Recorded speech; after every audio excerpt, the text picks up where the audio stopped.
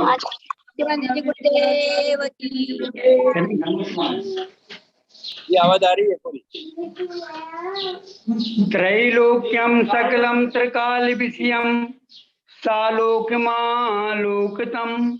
साक्षाध्येन यथा स्वयं करतले रेखात्रियम सांगुली रागद्वेष भयामयंत गजरा लोलत्तलोभादयो नालम यत् पदलंघनाय समः देवो मया वंदिते देवो मया वंदिते। बोलिए अनंतानंत सिद्ध परमेष्ठी भगवान की जय। परम पूज्य मुनि कुंजर आचार्य श्री आदि सागर जी मुनि महाराज की जय। परम पूज्य तपस्वी सम्राट गुरुदेव आचार्य श्री सन्मत सागर जी मुनि महाराज की जय। प्रिय अहिंसामय वीतराग धर्म की जय। ओम ह्रीं श्री वर्धमान जिनेन्द्राय नमः। ओम ह्रीं श्री वर्धमान जिनेन्द्राय नमः। वैसे ये सभी जानते हैं कि शरीर माध्यम खलु धर्म साधन। यदि धर्म का साधन करना है तो शरीर की जरूरत है, और शरीर भी जब तक स्वस्थ नहीं रहता है तब तक धर्म में भी मन नहीं लगता है और ना ही व्यापार में। धार्मिक कार्य हो, सामाजिक कार्य हो अथवा किसी तरह का कार्य है तो वो शरीर की निरोगता पर ही टिका हुआ है। यदि शरीर रोगग्रस्त है तो उत्साह पूर्वक ना तो सामाजिक कार्य किया जा सकता है और ना ही कोई धार्मिक कार्य किया जा सकता है। इसलिए शरीर को निरोग करने के लिए, रोगों से बचने के लिए हमारे आचार्यों ने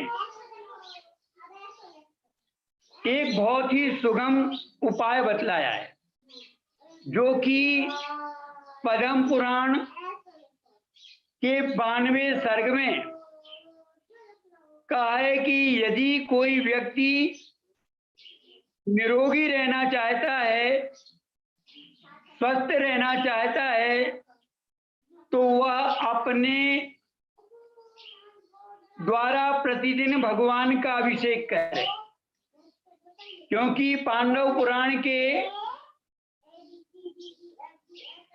92 नंबर के सर्ग में और 585 नंबर के पृष्ठ पर चौथी पंक्ति पर लिखा है कि जो जिन धर्म की आराधना करता है, जिनेंद्र भगवान का अभिषेक पूजा करता है, आहार दान देता है, तो उसको किसी तरह की रोगमारी नहीं आ सकती है। रोगमारी उन्हीं को आती है जो जिन धर्म अथवा भगवान की भक्ति और साधुओं की वैयावृत्ति से दूर रहते हैं। उनको ही रोग सता सकते हैं, जैसे सिंह आदि जो भक्षण करते हैं। किनको करते हैं? तो कहते हैं कि जो जीव निर्बल होते हैं, यानी जिनका पुण्य कमजोर है,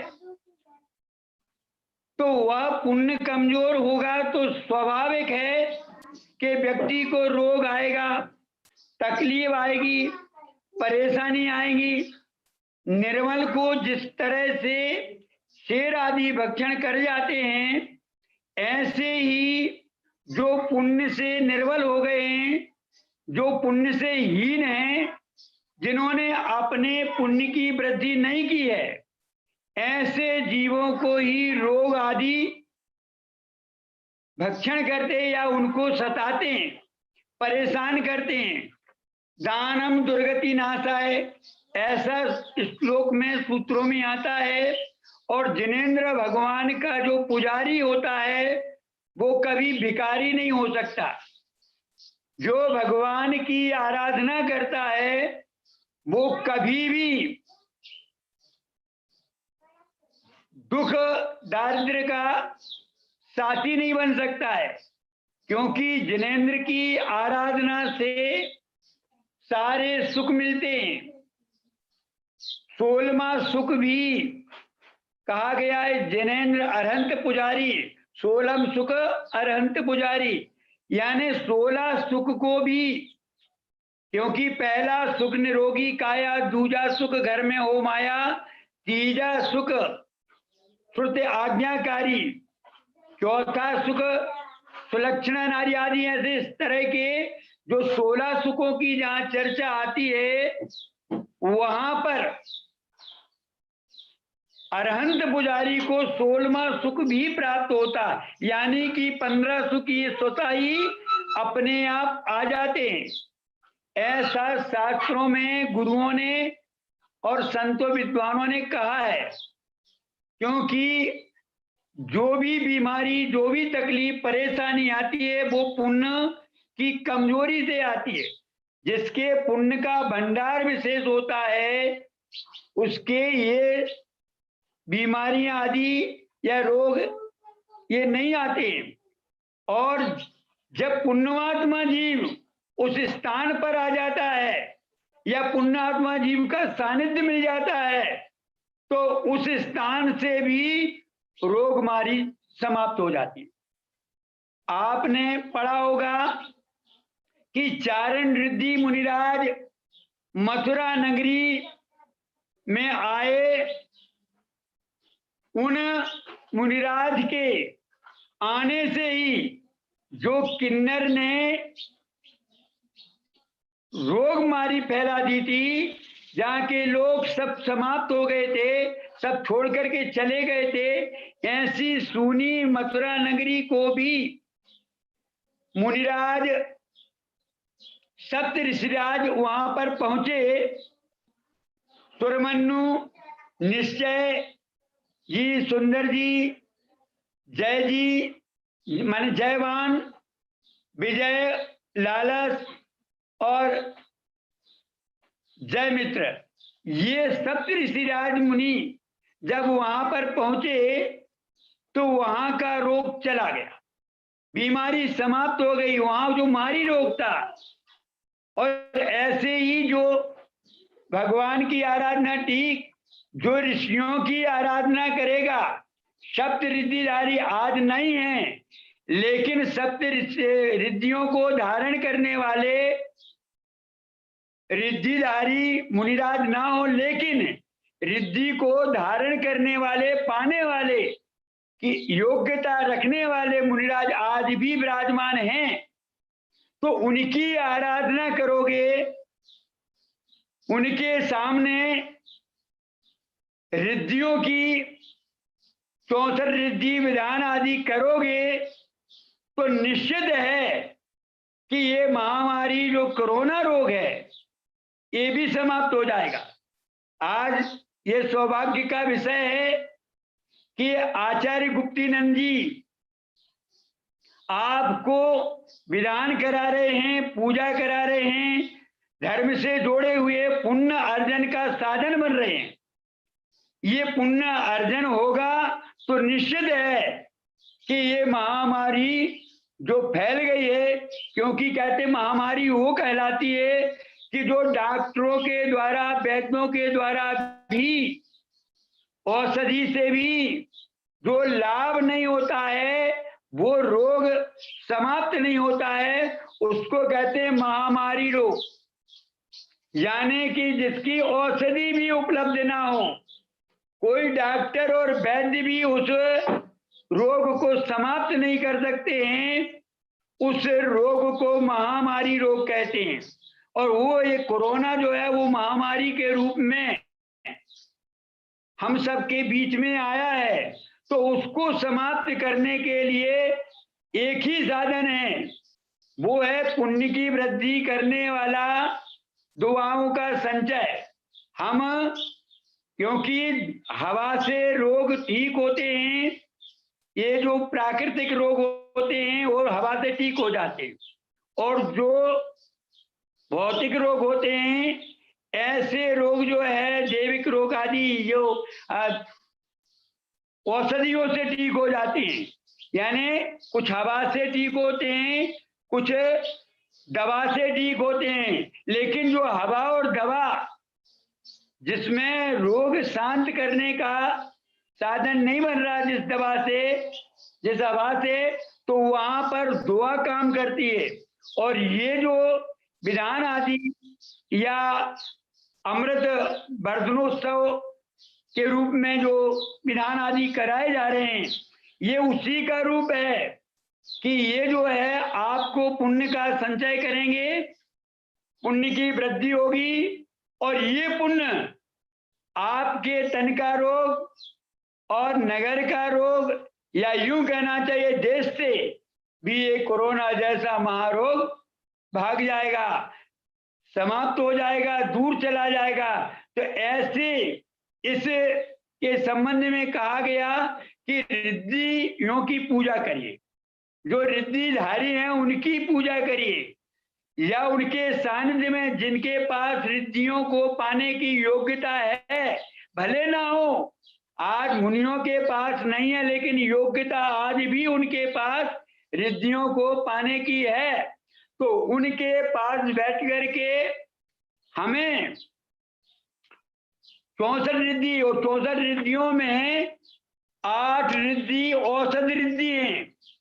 औषध रिद्धि के 8 भेद हैं, जिन 8 भेदों को हम लेकर के नाम अथवा उनको समर्पित करके, क्योंकि कहा जाता आम औषधि रिद्धि जो है उसका प्रभाव ही है कि अगर हाथ पांव उन मुनिराज का स्पर्श हो जाए, आमोस रिद्धिधारी मुनिराज का हाथ पांव या कोई भी स्पर्श हो जाए, तो जिस जीव को होगा वो जीव के निरोगता आ जाएगी, अथवा जिस स्थान में उस अमर रिद्धिधारी का चरण पड़ जाएगा या उनकी आगमन हो जाएगा, तो निश्चित है कि वह वहां से रोग जाना ही है।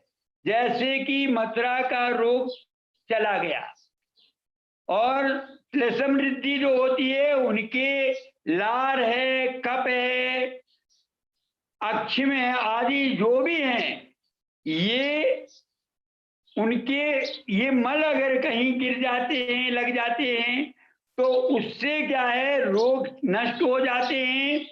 जल्लोषधि रिद्धि जो है, ये भी जो पसीना है, महाराज का पसीना यदि निकल जाता है और किसी को लग जाता है तो भी रोग दूर हो जाते हैं। मल्लोषधि रिद्धि चौथी, जो कि दांत का, नासिका का, कर्ण का जो मल है, ये मल से जो है रोग मुक्ति होती है। विप्रोषधि रिद्धि जो है उसमें मल मूत्र विष्ठा आदि जो है ये भयानक से भयानक और रोग मुक्ति दिलाने वाला ये है। और इसमें सर्वोषधि रिद्धि में भी उनका मुनियों का स्पर्श से हुआ जल वायु आदि, मुनिराज जहाँ विराजमान हैं उनके पास आप जाएंगे, उनके शरीर से जो वायु टकराएगी या वो हाथ पैर धोने से उनका जल गंगोदक जो है वो यदि आपको प्राप्त हो जाएगा तो भी आपके रोग समाप्त होने की संभावना पूर्ण रूप से बन जाती है। और जो एक वचन निर्विष रिद्धि होती है, वचन निर्विष रिद्धि जो है कि मुनियों के मुख से निकल जाएगा, रोग चला जाएगा या ठीक हो जाएगा, इतना भी यदि कह देंगे तो उनके वचन की ये प्रभाव होते हैं कि रोग मुक्ति होगी। तो अभी आप देख रहे हैं कि जो गुप्ती नंदी यही तो करा रहे हैं, सब साधुओं को जूम से जोड़ करके वो कहते हैं कि किसी का वचन लग जाए, जो महाराज आएंगे वो कहेंगे ये सबको जो कोरोना है वो दूर हो जाए, सबका अच्छा हो जाए। हैं, सब निरोगी हो जाएं, सब स्वस्थ रहें, ये जो कामना मुनियों के मुख से आपके लिए सुनने को मिलेगी, तो ये वचन जो है आपको क्या करेगी, कोरोना आदि रोग से मुक्ति दिलाएगी। और दृष्टि, अब कहते हैं कि वचन तो ठीक है सुनाई दे दिया, लेकिन दृष्टि निर्विष रिद्धि जो है औसत रिद्धि कहलाती है।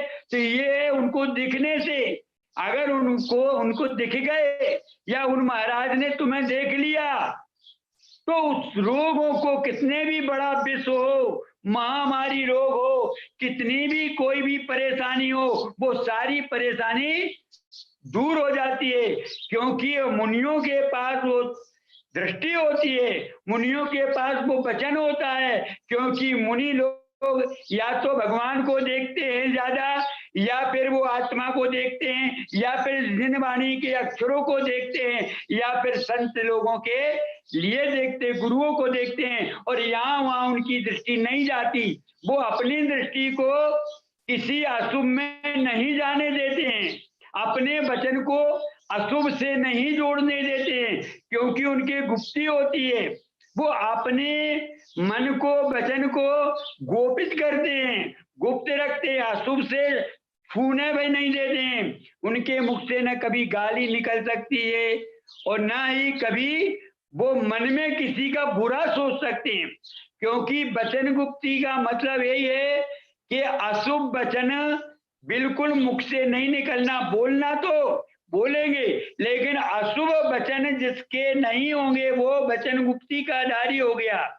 जो काय के द्वारा अशुभ कार्य, खोटा कार्य, तकलीफ देने वाला कार्य, जो लोगों को परेशानी देने वाला है, ऐसा कार्य जिनके शरीर से नहीं होता है, उन मुनिराज के काय गुप्ती होती है। और जो मन में किसी का बुरा या कोई बुरी बात का चिंतन भी नहीं करते हैं, वे मन गुप्ती के धारी कहलाते हैं। तो महाराज का ये निरंतर ही इन अशुभ से बचाव रहता है, इसलिए उनकी वाणी लग जाए, ये उद्देश्य से भी ये कार्य संभवतः करा रहे हैं।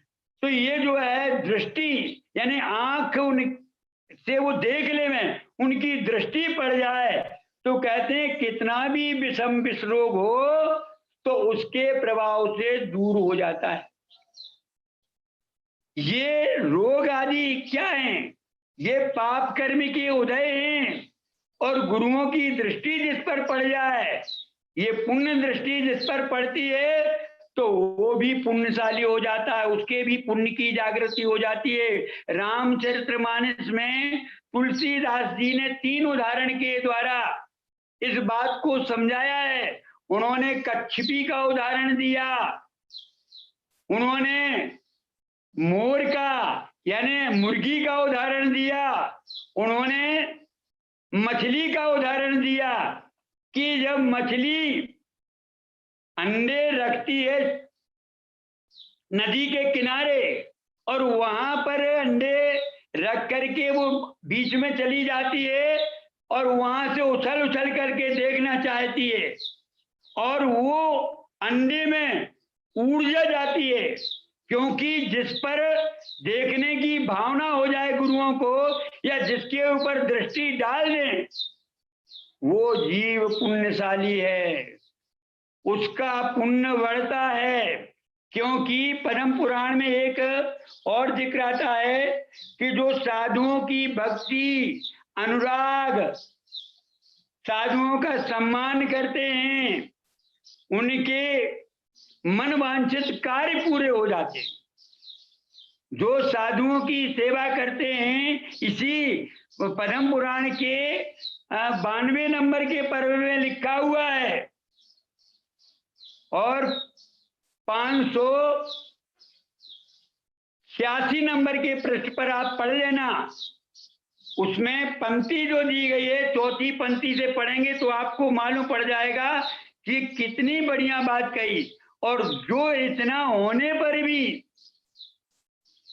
इतना कि गुरुओं के अगर आपको ज्यादा है, दुख है, तकलीफ है, तो आप गुरुओं की आराधना करिए, उनकी आज्ञा में चलिए, उनकी सेवा वैयावृत्ति में लगिए, क्योंकि उनके तन की जो ऊर्जा होती निरंतर किसमें रहती है, या तो जिनवाणी उनके शरीर से टकराती रहती है, या वो ध्यान आदि करते, सामयिक करते, यानी उनके निरंतर उनका वातावरण मंदिर में रहता है।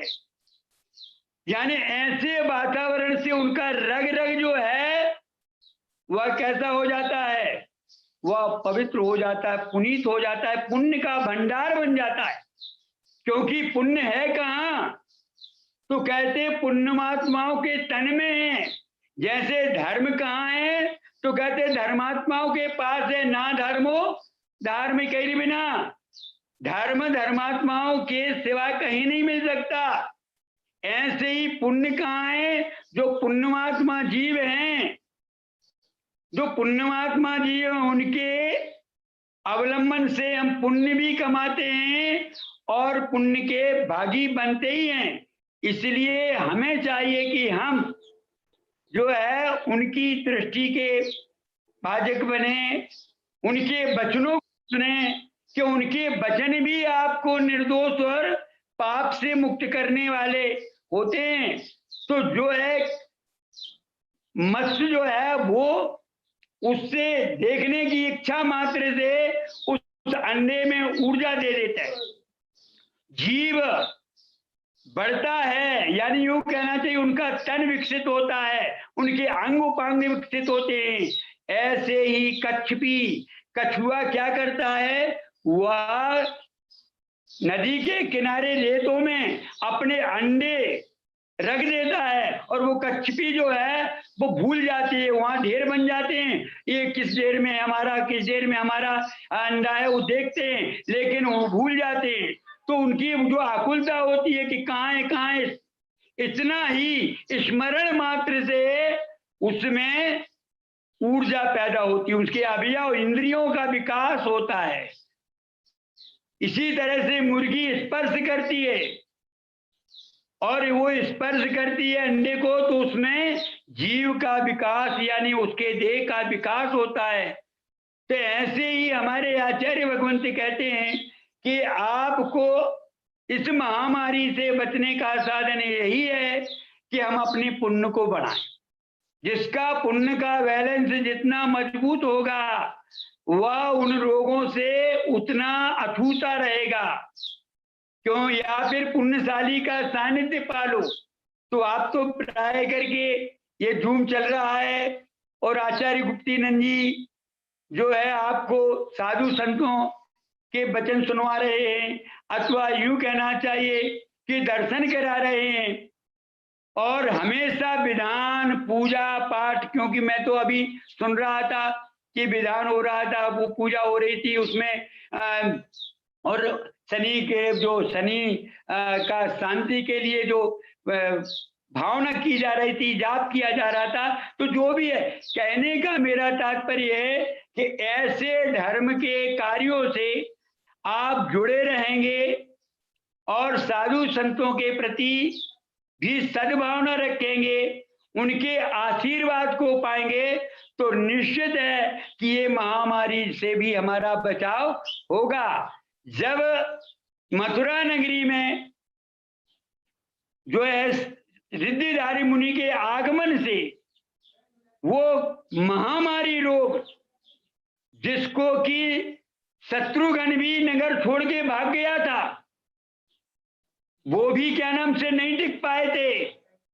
उस रोग और शांति विधान में तो आता ही है कि जो परिस्थितियां धर्म को बिगाड़ती हैं, जो हमारे आकुलता पैदा करती हैं, ऐसी 32 विपदाएं, दुख तकलीफ 64 के जब चढ़ाते हैं ना तब बोलते हैं, तो उनसे मुक्ति पाने के लिए और जो 64 संपदाएं जो सहयोग हमारे लिए सुखदायक है, धर्म ध्यान में पुण्य कमाने में सहयोगी होते हैं, ऐसे पाने की कामना करते हैं। और शांति विधान तो आप सब करते ही हैं और उसमें पढ़ते ही हैं।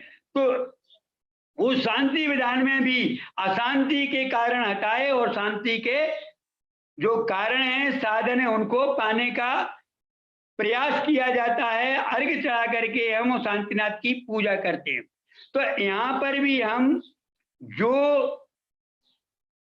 पुण्य के कार्य, भगवान का अभिषेक, शांति धारा, पूजा, आराधना, साधुओं का दर्शन, वंदन और जो आहार आदि विधि जो की जाती है, उससे निश्चित ही रोगों से मुक्ति मिलती है।